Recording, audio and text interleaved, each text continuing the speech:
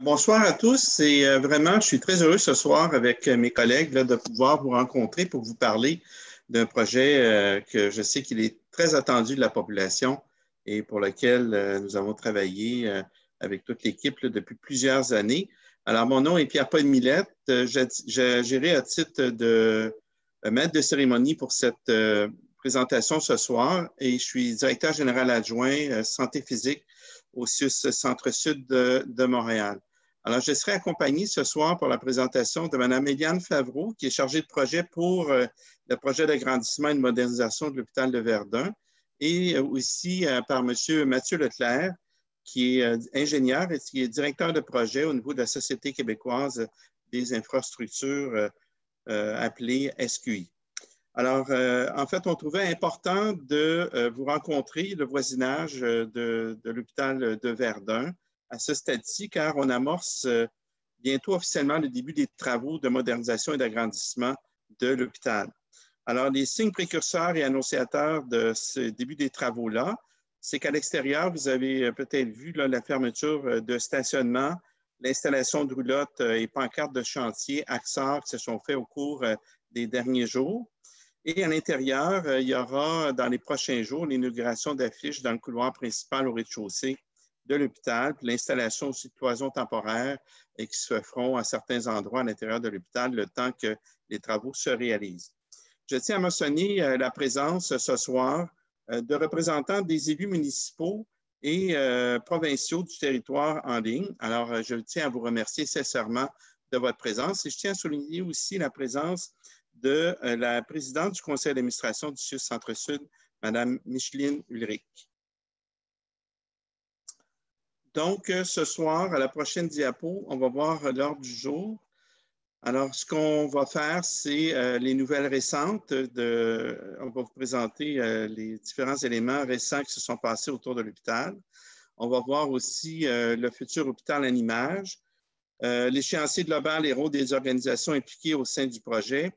Il va y avoir aussi les travaux prévus en cours des prochains mois, l'impact aussi des mesures d'atténuation, les mécanismes d'information et les prochaines actions de communication et la période de questions. Alors, peut-être que certains d'entre vous ont, comme moi, à leur droite, les vidéos des personnes qui vont présenter. Alors, je vous invite à glisser cette barre-là vers le haut et ça devrait faire en sorte que, ou vers le bas, et à ce moment-là, ça va empêcher là, de cacher le texte qui va apparaître dans les différentes diapositives qu'on va vous présenter.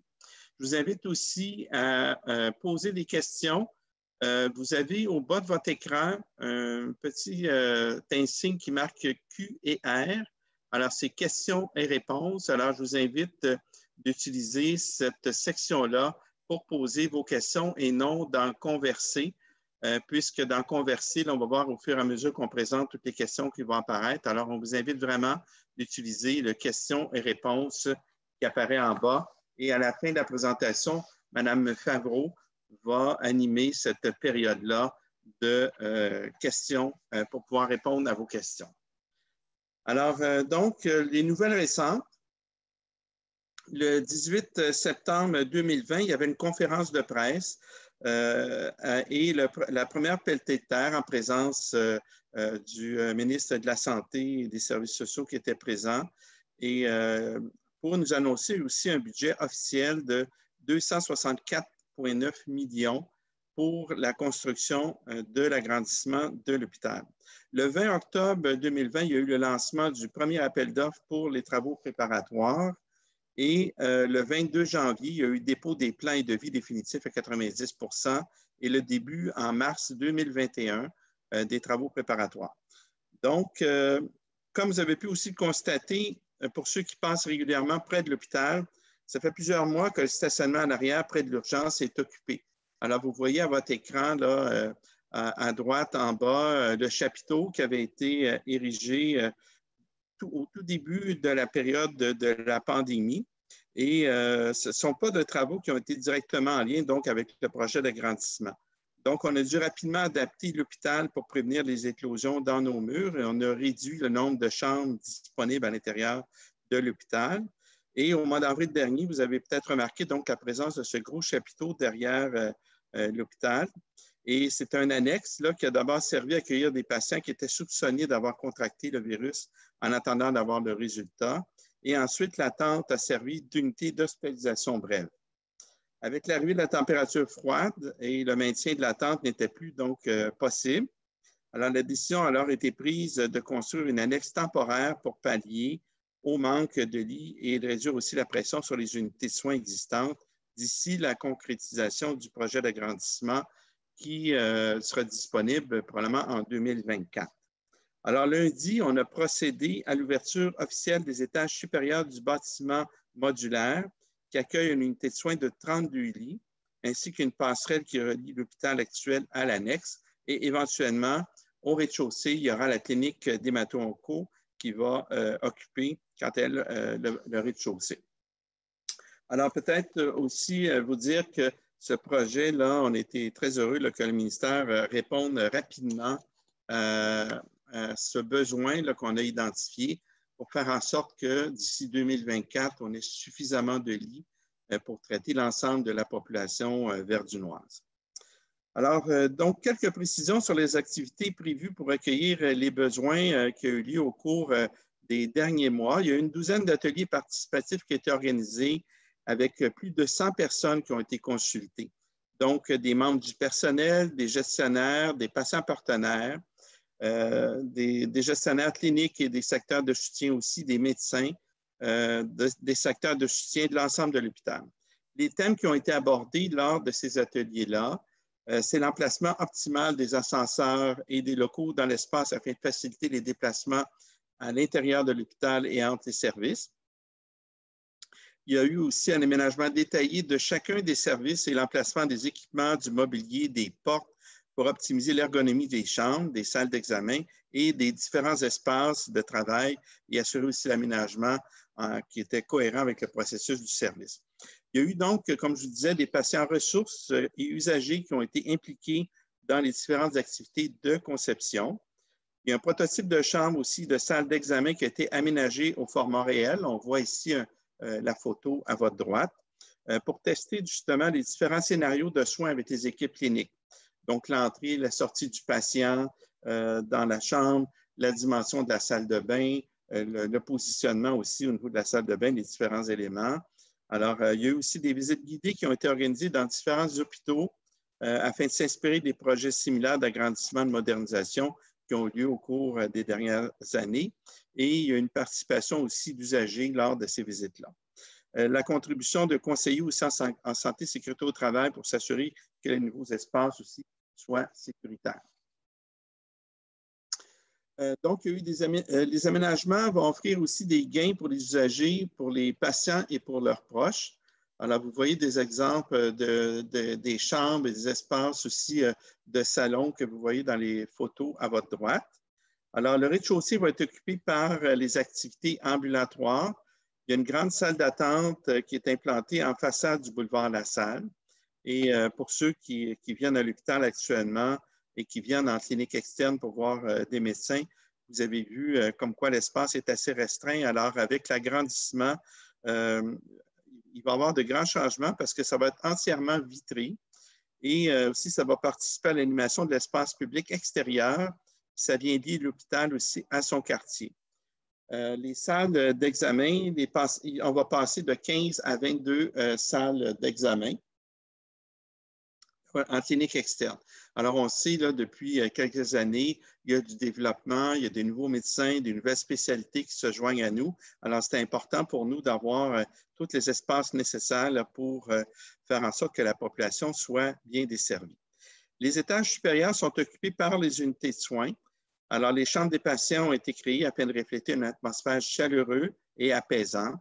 Ils ont été aussi aménagés de manière à prévenir les infections nosocomiales. Alors, donc, dans le nouvel agrandissement, ce sera toutes des chambres à occupation unique. Il y a aussi un étage mécanique sur le toit qui va être traité en parement de verre, dont la hauteur reste en dessous de celle de la tour principale qui complète le bâtiment. Le corridor désencombré vont permettre la mobilisation des patients. Alors, vous savez qu'on a quand même un hôpital qui date de plus de 100 ans. Alors, c'est les espaces physiques, les équipements qu'on utilise maintenant font en sorte qu'on utilisait beaucoup les corridors, malheureusement. Alors, ça va nous permettre d'avoir des corridors qui vont être désencombrés. Les espaces aussi sont aménagés afin de donner un espace, de donner accès à des grandes baies vitrées au bout des ailes. Alors, ça va aider aussi notre clientèle à mieux aussi se retrouver à l'intérieur de l'hôpital. Alors, quelques mots supplémentaires sur les aménagements intérieurs. Il y a une passerelle que vous voyez dans la photo à votre droite qui sera sur le boulevard La Salle, qui va s'élever sur 5 niveaux et qui va venir connecter en fait l'hôpital actuel à tous les étages de l'agrandissement qui sera construit. Il y a des ailettes aussi qui seront installées sur les vitres de manière verticale du rez-de-chaussée jusqu'aux étages supérieurs. Ça va agir comme brise-soleil. Il y a un atrium aussi que vous voyez actuellement dans la deuxième photo, plus à gauche à votre droite. Cet endroit-là, actuellement, c'est un endroit qui est extérieur, près du casse-croûte pour ceux qui viennent à l'hôpital. Alors, vous le voyez habituellement du casse-croûte, cet espace-là. Il va être couvert et ça va devenir un espace de circulation importante dans l'hôpital. Alors, l'atrium va être à la croisée des axes formés par la passerelle et le corridor de l'entrée de l'urgence. Il va permettre de relier l'entrée principale à ceci tout en formant un nouvel espace de respiration centrale au cœur de l'hôpital actuel. L'ajout d'ascenseurs dans cet atrium-là va permettre aussi une circulation verticale puis un accès à tous les niveaux de la passerelle. Ça va inclure aussi le sous-sol qui sera installé où il va y avoir un tunnel technique et toutes les activités de logistique, tout le déplacement du matériel va se faire à ce niveau-là. Donc, ça va empêcher là, le croisement avec la clientèle. Alors, je passerai maintenant la parole à Mme Éliane Favreau pour la suite de la présentation. Merci, M. Millette. Donc, on poursuit avec les aménagements intérieurs. On a vraiment travaillé l'aménagement pour qu'il soit en cohérence avec l'hôpital existant. Alors, on a l'atrium qui vient s'intégrer vraiment au centre de l'hôpital. Donc, il y avait vraiment un effort qu'on souhaitait faire pour qu'il y ait une cohérence là, avec le reste de l'aménagement. Donc, il y a des rappels qui sont faits au niveau de la brique, le plancher avec le style terrazzo, l'effet béton sur les ascenseurs. Donc, on est allé quand même dans des couleurs intemporelles, des matériaux qui vont être durables et résistants pour un hôpital et qui sont faciles à entretenir, là, considérant toutes les notions de prévention des infections qui sont requises là, au niveau des hôpitaux. Puis, dans le nouveau pavillon, on a ces rappels-là aussi là, qui respectent le style un peu art déco de l'hôpital avec des couleurs sobres avec le rappel au bois et tout ça. Donc, on va avoir un aménagement qui va être moderne, mais en même temps qui respecte là, le style un peu de l'hôpital existant. Alors, c'est un bel équilibre qu'on est arrivé à retrouver dans ces aménagements-là. Comme M. Millette l'a dit, il y aura une concentration des circuits logistiques au sous-sol. Donc, sous la passerelle, il y a aussi un niveau en sous-sol. Puis, notre but, c'est que tous les déplacements horizontaux se fassent le plus possible au sous-sol, puis qu'ensuite, les livraisons puissent se faire là, directement, verticalement, au bon endroit où on attend la livraison. Donc, ça va éviter les croisements avec la clientèle ambulatoire, là, notamment au rez-de-chaussée, où pour les gens là, qui viennent souvent à l'hôpital, notamment au centre de prélèvement, vous connaissez bien ce couloir multifonction où vous attendez pour votre prélèvement, puis il y a des chariots de linge qui passent, des chariots de services alimentaires. Donc, c'est ce genre de situation-là qu'on veut régler avec la passerelle en sous-sol, puis tous les nouveaux axes de circulation qu'on vient ajouter dans le cadre du projet. M. Millette a parlé aussi de la surface vitrée là, qui est très présente dans l'ensemble du projet. Évidemment, dans chacune des chambres de patients, c'était nécessaire d'avoir une fenêtre, avoir une vue vers l'extérieur. Mais comment le pavillon a été dessiné, finalement, c'est que ça permet à la fois d'avoir la lumière naturelle pour les patients hospitalisés, mais aussi pour les employés qui travaillent sur ces unités-là et pour les usagers quand ils vont sortir de leur chambre puis se mobiliser dans les couloirs. Donc, on a vraiment une lumière naturelle en bout d'aile. Un peu partout, là, on a des percées visuelles vers l'extérieur. Au niveau de la passerelle, évidemment aussi, c'est très vitré, donc on a une bonne vue sur l'extérieur. Donc, ça remplit la fonction d'aller chercher le plus de lumière naturelle, mais aussi de bien se repérer. Donc, en voyant à l'extérieur, on est capable de mieux comprendre où est-ce qu'on est actuellement sur le site de l'hôpital. Ça permet ça sert pratiquement de signalisation aussi d'une certaine façon, ces repères visuels extérieurs-là. Donc, on peut passer aux aménagements extérieurs. Là aussi, il y a eu vraiment un effort là, pour avoir une cohérence entre le style du nouveau pavillon et le pavillon, l'hôpital existant, d'où l'idée de venir mettre un revêtement de briques sur le nouveau pavillon. Il y a la passerelle qui est vitrée qui vient relier les deux, mais on a vraiment un rappel au niveau de la brique avec le nouveau pavillon. Puis il y a même un travail qui est fait au niveau du détail de la brique qui vient rappeler là, un certain design qu'on retrouve sur l'hôpital existant. Alors, ça a été le style de la brique respecte l'hôpital existant, mais est aussi en cohérence avec les projets autour. Donc, tout le monde sait, là, on a eu beaucoup des travaux aussi au niveau de l'auditorium de Verdun, où là, on a retrouvé le revêtement d'origine en brique. Donc, il y a un beau rappel qui est fait là, à ce niveau-là. Puis, il y a même un effort qui a été fait pour avoir une cohérence avec le nouveau projet de condo Origine qui est en diagonale, où il y a un certain retrait au coin de la rue. Pour nous, ce n'était pas possible de faire un retrait franc, mais il y a quand même un effort qui a été fait au niveau du coin du bâtiment. Là. Il y a une espèce de lucarne avec un grand vitrage qui fait ce rappel-là. Donc, on a vraiment un bâtiment qui vient bien s'intégrer au niveau extérieur là, avec son environnement. Le projet vise aussi la certification LEED. Donc, ça, c'est une nouvelle quand même assez récente. Donc, on est très content de cette orientation. Alors, ça a été confirmé qu'on serait en mesure de déposer la demande pour obtenir cette certification-là. Donc, la certification LEED vient avec certains ajustements au niveau du projet, entre autres au niveau de l'ajout d'un certain nombre de supports à vélo, des éléments de gestion de la consommation d'eau, tout ce qui est réduction des îlots de chaleur, efficacité énergétique. Donc, il y a plusieurs éléments là, qui ont été pris en compte dans le but d'atteindre cette certification LEED puis d'avoir un projet vraiment durable à long terme.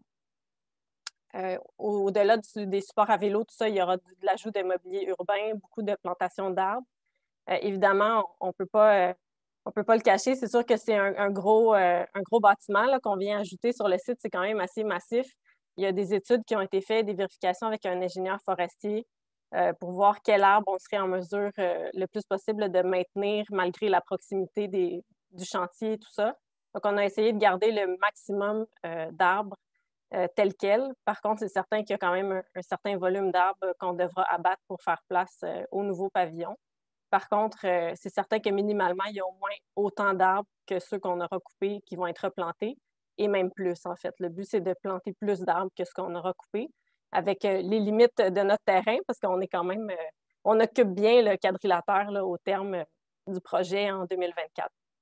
Puis, côté verdure, on a aussi l'aménagement d'une toiture végétalisée. On la voit un petit peu là, sur l'image à droite. Donc, c'est un peu petit, là, mais au cœur du pavillon qui est en forme de U. En fait, comment c'est fait? C'est que le rez-de-chaussée a une superficie plus importante que les niveaux 2 à 5.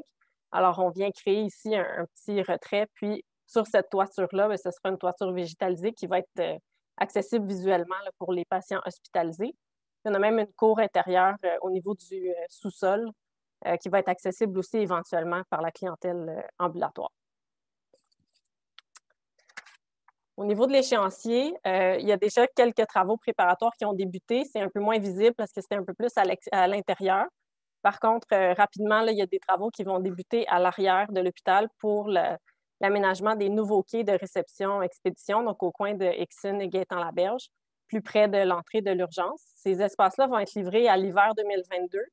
Il y aura des travaux intérieurs qui vont se poursuivre au printemps 2022, mais à l'hiver, les nouveaux quais seront livrés. Puis, à ce moment-là, puisque les quais actuels pourront être démolis, ceux qui sont accessibles actuellement par le boulevard La Salle, puis pourront faire place au début des travaux du projet du nouveau pavillon. Donc, il y a quand même des travaux qui pourront débuter sur une certaine partie du terrain, mais pas près des quais tant que les nouveaux quais ne seront pas livrés. À l'automne 2023, il y aura la livraison anticipée du rez-de-chaussée, de la passerelle et du nouveau pavillon. Puis, ce sera aussi le début des travaux pour la construction de l'atrium qui se trouve à être plus au centre de l'hôpital. Au printemps 2024, on aura la livraison d'une première unité de soins, celle de chirurgie qui se trouve à être au 5e étage. Cette unité-là, elle est livrée un peu plus tôt parce qu'elle est impactée dans l'existant par d'autres travaux en lien avec l'atrium. Puis finalement, les autres niveaux du pavillon, les autres niveaux de la passerelle, ainsi que l'atrium, vont pouvoir être livrés là, à l'automne 2024. Donc, ça donne un peu le portrait là, de ce qui s'en vient pour les prochaines années. Évidemment, il y a plusieurs organisations qui sont impliquées dans ce projet d'envergure-là. Du côté du CIUS, du Centre-Sud de l'île de Montréal, notre rôle, ça a été en fait beaucoup de définir nos besoins cliniques, opérationnels, techniques associés au projet. Donc, tout ce qui était quels sont nos besoins d'aménagement, où on a besoin de placer les secteurs dans l'agrandissement, toutes les questions d'entretien, de systèmes mécaniques, etc. Toutes les équipes ont été très sollicitées par rapport à ça. Puis, notre rôle, c'est aussi de participer à la planification puis à la coordination de la réalisation des travaux en collaboration avec la SQI.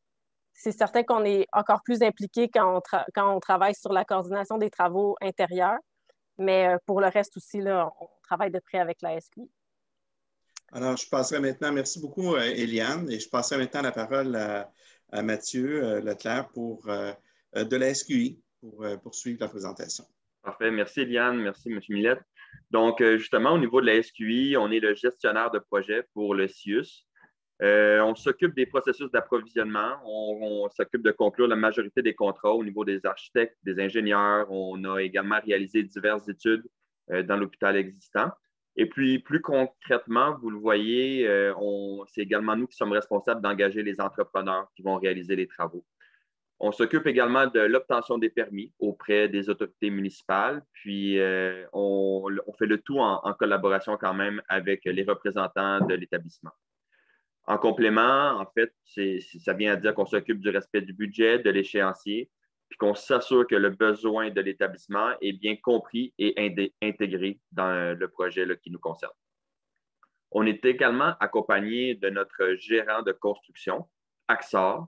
C'est lui le maître de l'ouvrage. En fait, le gérant il nous aide en période de conception à conseiller les professionnels sur les méthodes de construction, les choix de matériaux, le tout pour optimiser la construction et l'opération dans le futur, mais également là, au niveau des coûts et des délais, puis pour assurer finalement là, la pérennité de l'installation.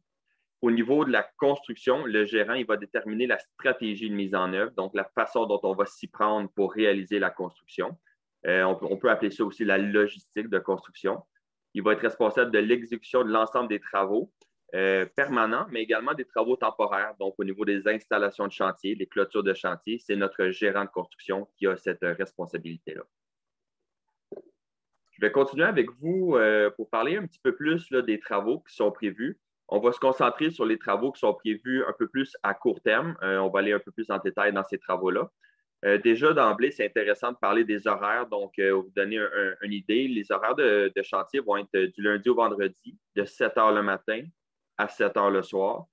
Il se pourrait qu'il y ait certains travaux la fin de semaine, certains travaux de soir, mais ces travaux-là seront beaucoup concentrés à l'intérieur de l'hôpital. L'idée, c'est d'éviter les périodes d'achalandage critiques à l'hôpital pour certains travaux et puis de réaliser les travaux là, hors période d'occupation ou de pointe. Évidemment, l'horaire, on l'a coordonné avec la réglementation municipale, avec l'arrondissement et ses représentants.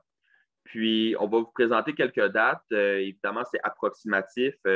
Chaque entrepreneur pourra présenter un plan de mise en œuvre dans son contrat et ça pourrait donc varier de quelques semaines au niveau des dates jalons qui seront présentées. On voit en fait 4 grandes catégories de travaux pour notre projet. La première, c'est celle-ci. C'est au niveau d'une zone qui est plus logistique. C'est des travaux qui concernent l'aménagement des nouveaux quais, comme on vous a expliqué un peu plus tôt. Les travaux sont déjà commencés, puis se termineront, comme Eliane l'a dit, à l'hiver 2022. Ça consiste au réaménagement complet du coin Exune et Gaétan-Laberge au niveau des quais. Les premiers travaux seront de l'excavation, il y aura du pieutage et la construction ensuite du pavillon, là, du pavillon logistique là, des quais, avec 3 portes de réception-expédition. Et on réaménage également un petit stationnement réservé à l'hôpital en haut au coin Exune et Gaétan-Laberge, toujours sur le terrain de l'hôpital quand même. On va prolonger, le quai va se prolonger jusqu'à l'entrée de l'urgence. Donc, au niveau de la marquise, celle-ci va être jumelée à la marquise existante. Et puis, il y aura également là, une belle intégration de l'aménagement paysager et une intégration là, d'une œuvre d'art dans le cadre du processus d'intégration des arts qui fait partie intégrante de notre projet.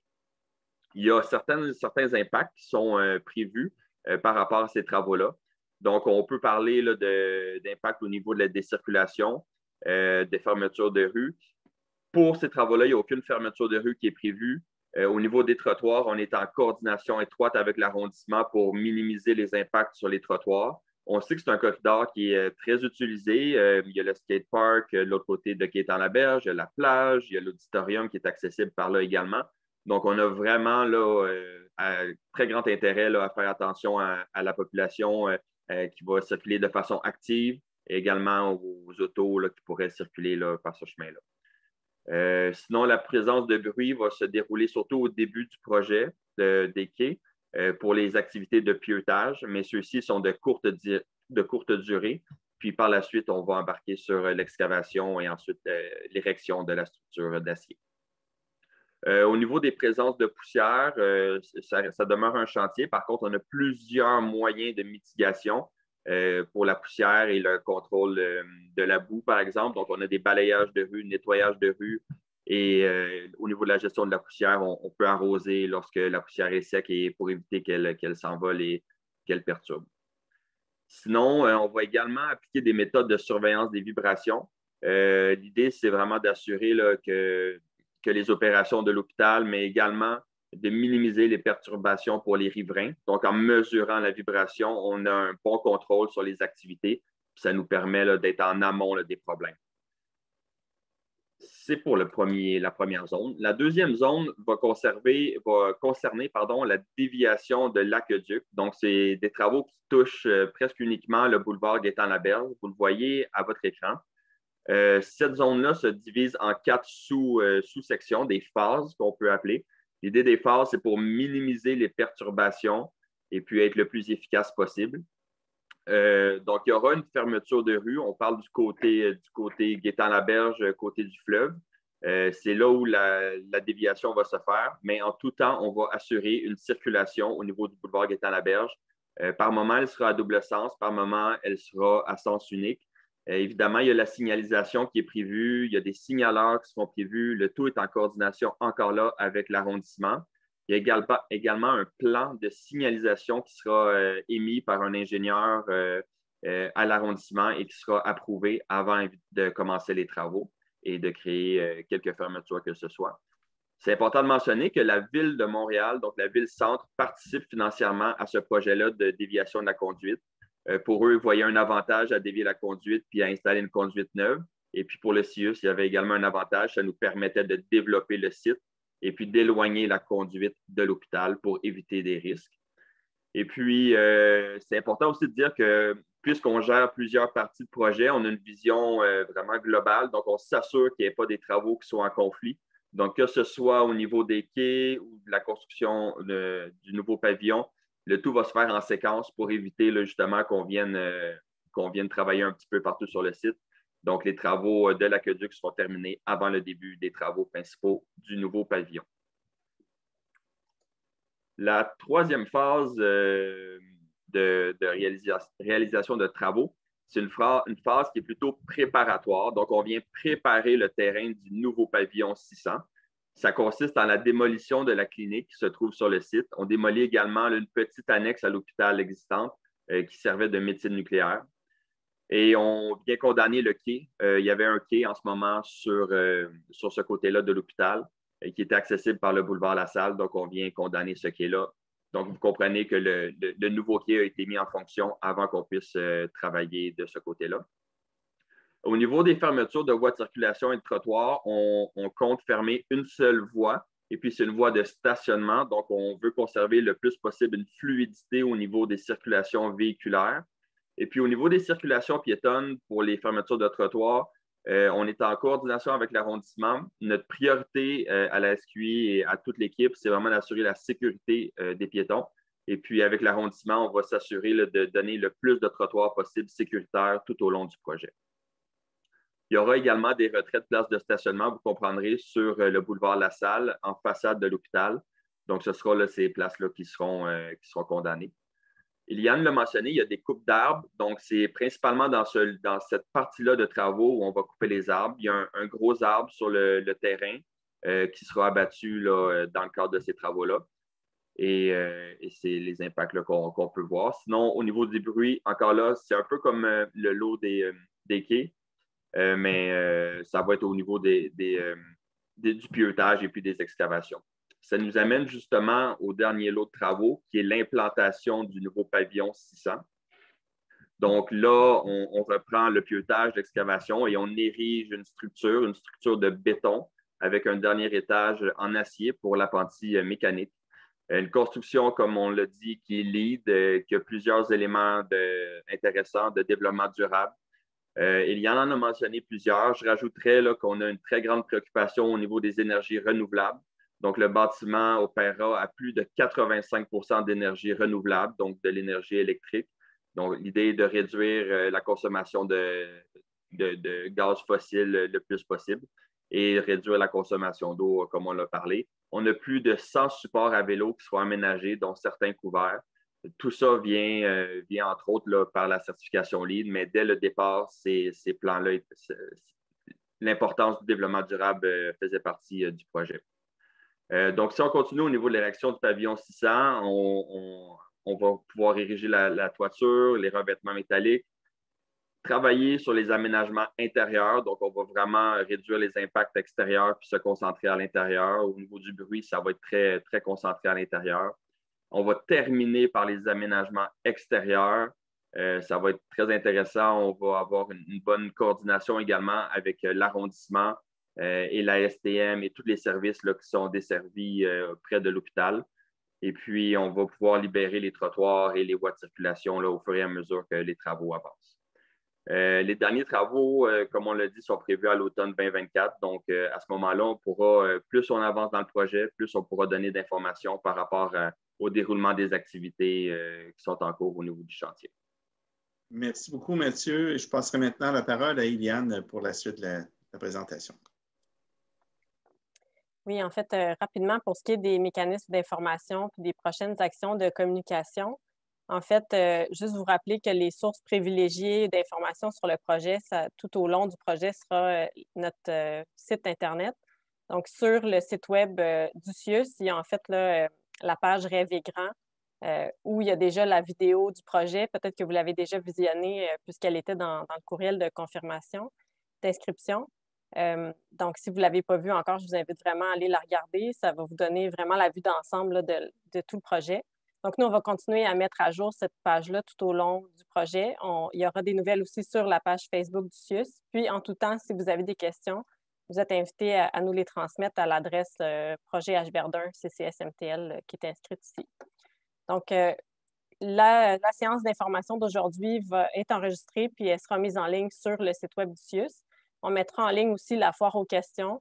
Donc, les questions qu'on a déjà reçues par courriel et celles que vous allez nous poser dans les prochaines minutes. Donc, tout ça sera mis en ligne. Puis, vous recevrez aussi un sondage de satisfaction suite à la présentation d'aujourd'hui pour nous donner vos commentaires. Puis, vous pourrez aussi inscrire là, vos intérêts sur quels éléments vous souhaitez obtenir plus, sur quels éléments vous souhaitez obtenir plus d'informations pour la suite des choses. Donc, il y aura des diffusions d'infos-travaux au fur et à mesure qui seront mises sur la page d'accueil du site web du CIUS et sur la page Rêver grand. Puis, plusieurs actions diverses là, de l'affichage, des capsules vidéo aussi qui pourront être mises en place pour vous tenir informés. Merci beaucoup, Iliane. Alors, on serait donc rendu à la période de questions. Alors, je vous rappelle la façon de pouvoir poser des questions. En bas de votre écran, il y a un espace qui est identifié Q et R. Alors, c'est la section questions-réponses. On vous invite donc à écrire vos questions directement dans cette section-là et ça nous fera plaisir de pouvoir y répondre. Alors, au moment où on se parle, je vois qu'on a déjà 2 questions, Iliane. Oui, puis en fait, avant de tomber sur ces questions-là, je vous proposerais de répondre à celles que j'avais reçues aussi par courriel au préalable. Donc, juste pour partager les réponses à tout le monde, ces personnes-là ont partiellement des fois reçu déjà des réponses, mais on pensait là, que l'information était pertinente pour tous. Alors, on a eu certaines personnes qui nous ont demandé si des places de stationnement allaient être ajoutées dans le cadre du projet. Alors, non, il n'y a pas de place de stationnement qui sera ajoutée dans le cadre du projet. Il faut comprendre aussi que on prend pas mal toute la place là, sur le quadrilatère, comme vous avez pu le voir sur les images.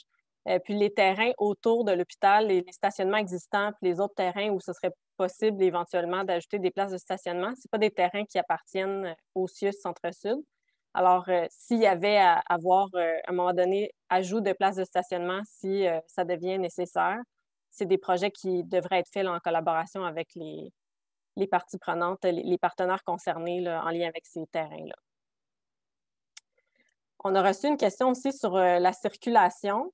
C'est une question, bien, il y a beaucoup de questions, là, je les résumées. Là. En fait, c'est qu'est-ce qu'on envisage de faire pour atténuer les inconvénients liés à la difficulté d'accès au boulevard Gaétan-Laberge, les accès aux ponts, puis les impacts que ça peut avoir là, aussi sur la congestion au niveau de La Salle et Ixon. Alors, Mathieu l'a expliqué là, quand même à la diapo qui mentionnait là, les travaux d'aqueduc. Puisque la rue Gaétan-Laberge ne sera jamais fermée complètement, il y aura quand même toujours un accès possible. Là, puis vu que les travaux vont se faire en 4 phases aussi, ça nous permet vraiment de maintenir une circulation. Pour avoir un certain moment où un sens unique pourrait être requis pour différentes raisons, là, pour assurer un accès sécuritaire au débarcadère de l'urgence. Mais vraiment, les entraves au niveau du boulevard Gaétan-Laberge vont se concentrer là, à l'étape des travaux de déviation de l'aqueduc. Pour le reste, on l'a vu un peu dans les images, dans les plans montrés par Mathieu tout à l'heure. On se concentre quand même plus autour du nouveau pavillon. Donc là, oui, il peut y avoir une voie de fermée qui est plus une voie de stationnement ou une voie de circulation sur de l'église, mais ça se concentre vraiment plus du côté du nouveau pavillon. Puis le reste du site sera quand même assez libre là, à ce moment-là. Donc, c'est à peu près ça pour la circulation. Sinon, on avait reçu une autre question au niveau du retrait de la salle mécanique puis le fini des panneaux. On en a parlé un petit peu pour ce qui est des panneaux, mais en fait, c'est ça, la salle mécanique qui se trouve à être au niveau 6, finalement, on peut dire, du nouveau pavillon. C'est certain qu'elle peut sembler imposante, mais il faut savoir que c'est une salle mécanique qui a été conçue d'une façon à desservir les besoins de l'ensemble de l'hôpital éventuellement. Donc, il y a une très grande partie de l'hôpital existant qui n'est pas climatisée. Si on veut éventuellement ajouter la climatisation dans l'hôpital existant, on va avoir besoin de ces espaces-là au niveau de la salle mécanique. Donc, c'est pour cette raison-là qu'elle prend quand même la majorité là, de la superficie du pavillon. Puis, au niveau des retraits, vous avez peut-être vu plus dans la vidéo, il y a un retrait de la salle mécanique du côté de l'église et sur Gaétan-Laberge aussi. Par contre, sur la salle, on arrive vraiment... c'est aussi avancé que le mur extérieur de briques là, du pavillon.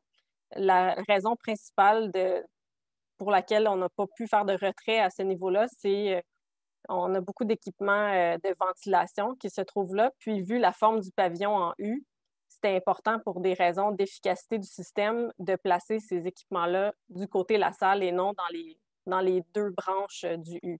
Donc, ça fait en sorte qu'on n'avait pas l'espace nécessaire pour placer cette salle mécanique-là en retrait, comme on a réussi à le faire à certains autres endroits là, sur le toit. Puis pour ce qui est des parements, bien, M. Millette l'avait mentionné tout à l'heure, c'est bien des parements de verre qui sont prévus. Donc, c'est comme un verre opaque là, qui va réfléchir un peu la lumière. Peut-être que sur certaines perspectives, notamment dans la vidéo, ça pouvait sembler un peu plus... c'était comme beige, là, mais il n'y a pas eu de changement. C'est toujours un parement de verre qui est prévu. C'est peut-être juste au niveau de la vidéo, le fini a été un peu moins travaillé. Donc, on peut se fier quand même aux perspectives, à l'image qu'on voit à l'écran. Certain qu'à certains endroits, ce n'était pas possible de mettre le parement de verre. Là, on voit, par exemple, certains endroits où il y a des persiennes, mais pour le reste, c'est bien des panneaux de vitrage là, qui sont prévus. Alors, ça fait le tour des questions qu'on avait reçues à l'avance. Donc, je vais passer aux questions qu'on vient tout juste de recevoir durant la séance. Alors, on a une première question de Luc Gagnon qui demande « Le pieutage sera-t-il de 7 heures le matin à 7 heures le soir du lundi au vendredi? » Je ne sais pas, Mathieu, si tu pourrais répondre à cette question. Tout à fait, non. Donc, l'objectif n'est pas d'avoir des périodes de 12 heures de pieutage, là, pas du tout. L'idée, c'est qu'au cours du projet, donc, il pourrait y avoir des travaux qui se dérouleront. Je vous dirais qu'au niveau des activités de pieutage, ça devrait se limiter là, avec une fin en début ou milieu d'après-midi. Donc, on parle souvent de 7 à 3. Ça va ressembler beaucoup plus à ça au niveau des horaires typiques pour le pieutage. Super. Merci, Mathieu. On a une autre question d'un spectateur anonyme. Est-ce que des arbres seront plantés pour remplacer les arbres abattus? Oui, absolument. Donc, comme je le mentionnais plus tôt, l'objectif, c'est de replanter au moins autant d'arbres que le nombre qu'on aura abattu, sinon plus, en fait. Là, le but, c'est on met vraiment le maximum possible sur le site. Donc, il y a vraiment un effort important qui a été fait en ce sens-là pour verdir vraiment l'ensemble, tout le tour de l'hôpital, partout où on fait des interventions. Puis, il y aura, en termes de plantation, les premières plantations auront lieu plutôt lors de la livraison des nouveaux quais. Donc, on peut penser vers le printemps 2022. Mais c'est sûr que pour les plantations autour du nouveau pavillon, puisque ce sera un chantier encore jusqu'à la fin 2024, ce sera un peu plus loin dans le temps pour ce qui est des autres plantations. On a une autre question. Comment seront choisies les œuvres d'art? Bien, justement, demain, on a une rencontre là-dessus. Dans le fond, il y a tout un processus, un processus d'intégration des arts dans les projets d'infrastructure publique. Puis, l'établissement, on est invité notamment à y participer.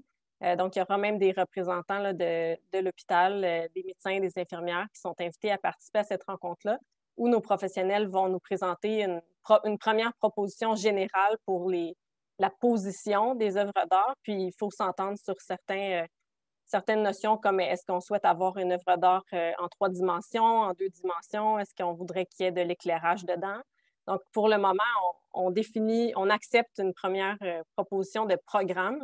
Puis par la suite, il y a un développement qui est fait. Mathieu, tu serais peut-être en mesure de compléter ma réponse. En fait, c'était très clair, Eliane. Peut-être juste dire que c'est le ministère de la Culture et de la Communication qui participe avec nous à ce processus-là. Donc, eux ont des experts aussi au niveau de l'intégration des arts qui sont sur le comité, qui siègent sur le comité. Présentement, en fait, une des volontés, là, c'est de rendre cet art-là public le plus possible. Donc, vous pouvez l'apprécier d'un peu partout. On pourrait penser en fait avoir une œuvre d'art qui serait au rez-de-chaussée sur le boulevard La Salle, au niveau de la passerelle, donc qui serait visible de la rue. Je vous avais déjà parlé là, de l'œuvre qui serait au niveau du débarcadère de l'urgence. Donc, c'est vraiment ce genre de site-là qu'on envisage. Le comité demain pourra justement se pencher là, sur une décision puis une orientation finale. Par la suite, c'est un concours. Donc, dépendamment si on veut aller chercher 1 ou 2 artistes pour réaliser les œuvres d'art, il y aura un concours. Des maquettes seront présentées. Les artistes ont une certaine compensation financière là, pour réaliser leur maquette. Et puis, le comité se penchera sur la meilleure maquette. Et c'est cet artiste-là qui pourra réaliser son œuvre grandeur réelle au niveau de notre projet. Super. Merci beaucoup pour le complément d'information. On a une question de Mme Soulière. Je m'excuse. Oui, c'est ça. Les anciennes chambres seront-elles encore utilisées avec leur salle de bain pour 4 patients? Bonne question. Monsieur Millette, peut-être que vous souhaitez répondre. Vous en avez parlé un petit peu en début de présentation. En fait, notre objectif, là, c'est de faire en sorte d'avoir le plus de chambres simples possible. Alors, avec l'agrandissement, il va rester donc des chambres, oui, effectivement, dans le bâtiment actuel. Alors, on va tenter le plus possible là, de réaménager éventuellement ces chambres-là dans un projet de modernisation de l'hôpital actuel. Alors, qui ne sera pas partie du projet d'agrandissement actuel. Alors, c'est un projet qu'on a, on appelle ça là, un plan Eliane, rappelle-moi, c'est le plan... Le plan directeur immobilier. Le plan directeur immobilier qui fait en sorte qu'on va, au fil des années qui vont suivre le projet d'agrandissement, réaménager les chambres existantes. Exact. On a une question de Mme Tremblay. En résumé, si tout va selon l'agenda, le nouveau pavillon accueillera son premier patient avant Noël 2024. Effectivement, en fait, si on parle de patients ambulatoires, déjà, on les accueillera même, si tout va bien, avant Noël 2023. Au niveau du rez-de-chaussée du nouveau pavillon, on aura les cliniques externes, la médecine nucléaire et la médecine de jour. Sinon, la première unité de soins sera livrée au printemps 2024 normalement, puis le reste d'ici la fin 2024. On a une autre question. La démolition de l'hôpital temporaire COVID est prévue à quel moment? Monsieur Millette, est-ce que vous souhaiteriez répondre? Oui, absolument. Alors, écoutez, le bâtiment modulaire qui a été construit a une durée de vie de 10 ans. Alors, notre objectif, c'est de faire en sorte, bien sûr, que quand l'hôpital, l'agrandissement sera fait, qu'on puisse déménager en fait l'ensemble des chambres dans le nouveau bâtiment et dans le bâtiment existant. Alors, c'est vraiment notre objectif là, on a quand même une marge de manœuvre pour ce bâtiment-là, si on a des réaménagements à faire. La durée de vie de ce bâtiment-là est d'une période de 10 ans. Et puis, je vous dirais, là, j'ai vu des photos, je vais le visiter la semaine prochaine. Alors, c'est des grandes chambres avec des salles de bain dans chacune des chambres. Alors, ce n'est pas une roulotte, là. C'est vraiment des aménagements qui sont très adéquats et très beaux. Absolument. Une question de Mme Desautels. Le projet d'agrandissement de l'hôpital fait partie du projet de loi 61 du gouvernement du Québec qui vise à accélérer divers projets routiers, écoles, hôpitaux, etc. Est-ce que l'on peut s'attendre à ce que les travaux soient terminés avant la fin de l'échéancier prévu en 2024? Mathieu, est-ce que tu pourrais répondre? Oui, tout à fait. En fait, oui, il fait partie du projet de loi. C'est un projet de loi qui vise certaines mesures d'accélération, entre autres au niveau des demandes d'environnement, au niveau des demandes d'expropriation.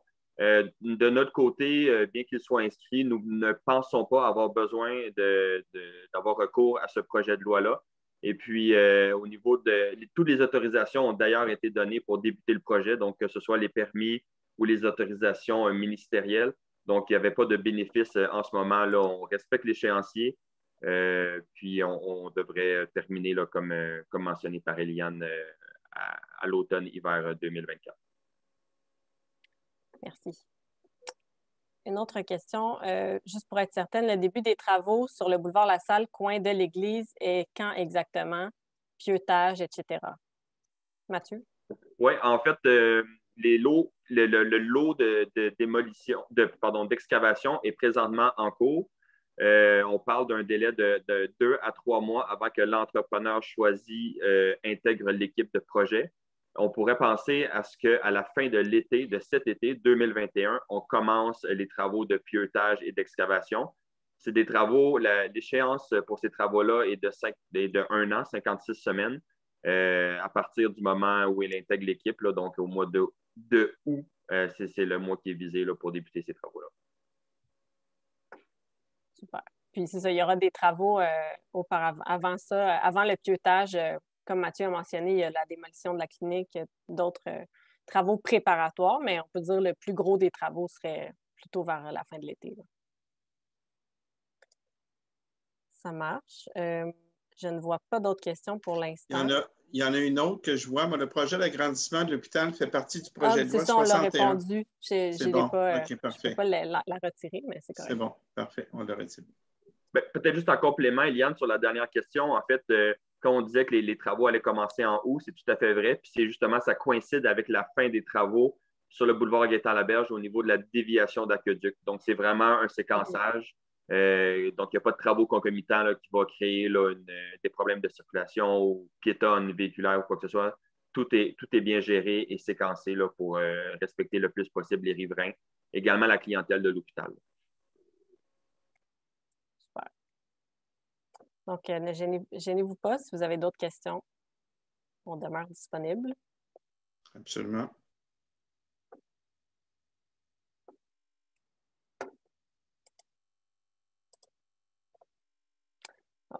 Comment comptez-vous informer les citoyens n'ayant pas un accès électronique? Il y a eu quand même, pour la séance d'aujourd'hui, on a fait une publication dans le journal local pour informer la population de cette séance virtuelle à venir. Donc, il y a eu une publication la semaine passée, puis cette semaine. Donc, c'est quelque chose qui pourrait être considéré aussi pour des nouvelles importantes, pour des entraves majeures. Donc, on a parlé des infotravaux, mais par exemple, des publications dans le journal local pourraient être considérées. Si vraiment requis, on pourrait penser à une distribution aussi dans les boîtes aux lettres des gens vraiment très proches. On va s'ajuster au fur et à mesure selon les entraves qui sont prévues et selon les informations qu'on a à communiquer à la population. L'autre élément aussi, Eliane, si on n'était pas en période de pandémie, il y aurait des informations, des séances d'information publiques là, qui pourraient avoir lieu dans des salles. Mais pour l'instant, c'est sûr qu'on privilégie la méthode de rencontre électronique comme on fait ce soir, compte tenu qu'on ne peut pas regrouper plusieurs personnes dans un même endroit. Là. Peut-être que d'ici 2024, on aura la chance de vous rencontrer en personne. Je l'espère. On va le souhaiter ardemment. On a une autre question de Mme Ulrich. Compte tenu de la dénivellation du terrain, qu'est-ce qui est prévu pour remettre tout à niveau? Dans le fond, c'est sûr, peut-être pour mettre tout le monde en contexte par rapport à ça, pour ceux qui connaissent bien le site, là, le boulevard Gaétan-Laberge est plus haut que le niveau du boulevard La Salle. Donc, toute la construction du nouveau pavillon tient compte là, de cette contrainte-là. Alors, quand vous allez entrer dans le nouveau pavillon via La Salle, vous allez vous retrouver à être au rez-de-chaussée, là, qui va être au même niveau que le reste de l'hôpital. Puis, là, on a vraiment comme une baie vitrée qui va du sol jusqu'au plafond. Puis plus vous avancez vers le boulevard Gaétan-Laberge, quand on se trouve à être dans les aires de traitement de médecine de jour, par exemple, bien là, on a comme une baie vitrée en hauteur parce qu'on se retrouve à être un peu dans la butte. Là. On est plus près de Gaétan-Laberge. Donc, pour ce qui est du nouveau pavillon, tout a été pensé en fonction de ça. Donc, il y aura... c'est ça, ça va fonctionner là, malgré la dénivellation. Sinon, du côté où il y a des modifications aussi, ce serait peut-être au niveau des quais. Je ne sais pas, Mathieu, si tu voudrais donner plus d'informations. On vient changer un peu les pentes, tout ça, là, la façon, l'entrée. En fait, il y a un mur de soutènement qui est prévu au niveau des quais pour pallier à cette dénivellation-là. Il y a des simulations également qui ont été produites pour s'assurer que les camions pouvaient bien reculer puis être bien à plat au niveau des quais de chargement. Donc, c'est avec un mur de soutènement là, où la pente, elle est reprise.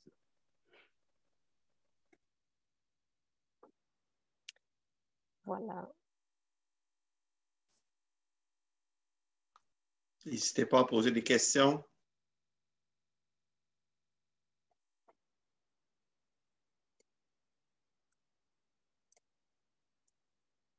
Ce que tu disais tantôt, Eliane, c'est que si les gens ont des questions à la suite de la rencontre d'aujourd'hui, au fur et à mesure que les travaux, on voit les travaux avancer, là, ils vont toujours pouvoir le faire via notre site là. Oui, absolument. L'adresse courriel est dans la présentation, puis elle est disponible aussi sur notre site Web. On a une autre question. Le boulevard Gaétan-Laberge est déjà fermé à la circulation. Je ne comprends pas l'ouverture d'une voie de circulation. Quand est-ce prévu? C'est sûr, là, M. Millette a parlé du fait qu'il y a eu beaucoup de travaux au courant de la dernière année qui n'étaient pas nécessairement reliés au projet d'agrandissement. Donc, les fermetures au niveau de Gaétan-Laberge, c'était plutôt en lien avec l'aménagement de la tente en premier lieu, où là, il fallait avoir une circulation des patients qui se rendaient à la tente carrément à travers la rue. Donc là, ce n'était pas sécuritaire qu'il y ait de la circulation là. Là, pour tous les travaux du bâtiment modulaire, puis particulièrement la construction de la passerelle qui relie le bâtiment modulaire et l'hôpital, ça, nécessairement, là, ça a créé plusieurs entraves au niveau de Gaétan-Laberge. Dans le fond, c'est que s'il n'y avait pas le projet d'agrandissement, Gaétan-Laberge réouvrirait normalement sous peu, puisque les travaux du bâtiment modulaire tirent sur leur fin. Par contre, c'est que rapidement, après que ces travaux-là vont être terminés, c'est que là, on va débuter les travaux de la conduite d'aqueduc, puis c'est là que la voie côté fleuve va devoir être ouverte. Par contre, ça va se faire selon les 4 phases, là, comme c'était montré tout à l'heure sur le plan avec les 4 couleurs. Donc, la circulation du côté de l'hôpital va demeurer possible, dans les 2 sens si possible, mais comme je vous disais, ça se peut qu'à un moment donné, on soit obligé de faire un sens unique là, pour différentes raisons d'accès à l'hôpital.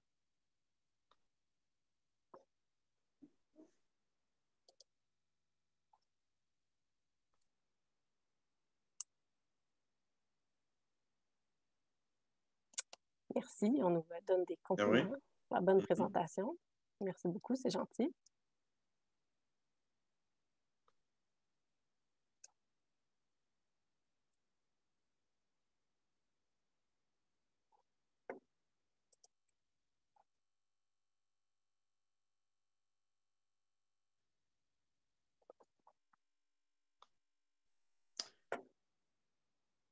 Alors, écoutez, une dernière chance pour questions, si vous en avez.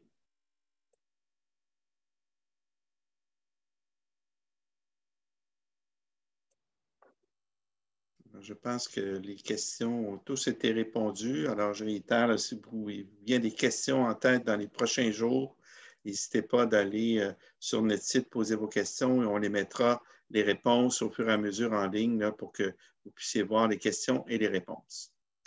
Alors, écoutez, je tiens à remercier infiniment Eliane et Mathieu de leur présence ce soir. Merci beaucoup.